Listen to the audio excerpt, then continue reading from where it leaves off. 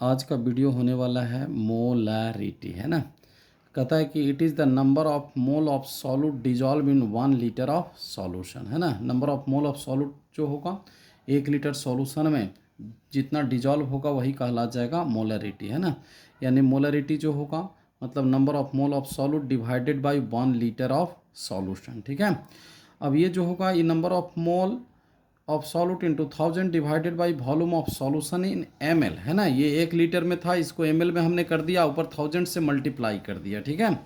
अब जो है इसको मोलैरिटी जो होगा यानी Na into 1000 divided by volume in ml, है ना।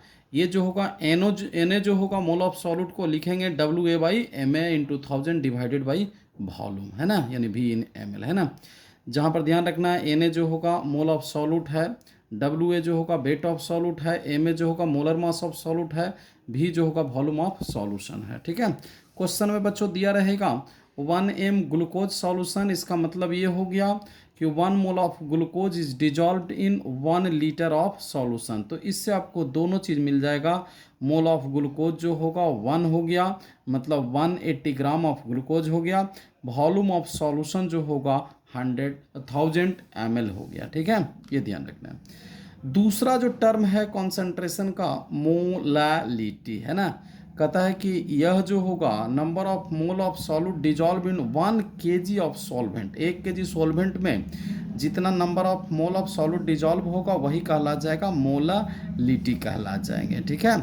यानी मोलैलिटी जो होगा लिखेंगे इसको number of mole of solute divided by 1 kg of solvent, है ना। और यानी इस रूप में लिखेंगे number of mole of solute into 1000 divided by weight of solvent in gram. जब 1000 से मल्टीप्लाई करेंगे तो जो सॉल्वेंट का जो वेट है वो ग्राम में हो जाएंगे, ठीक है।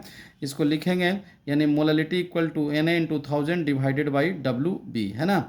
यानी molality WA into 1000 divided by Ma into WB, है ना।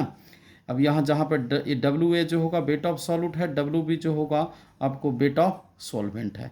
यदि क्वेश्चन में दिया रहेगा बच्चों कि 1 मोलल यूरिया सॉल्यूशन, इसका मतलब ये हो गया कि 1 mole of urea dissolve in 1 kg of solvent, मतलब 1000 ग्राम ऑफ सॉल्वेंट में 1 मोल यूरिया डिजॉल्व है। इसका मतलब हो गया कि मोल ऑफ यूरिया जो होगा 1 हो गया, वेट ऑफ जो है ये आपको जो होगा यानी वेट ऑफ सॉल्वेंट जो होगा आपको जो होगा 1000 ग्राम हो जाएंगे। क्लियर है, ठीक है।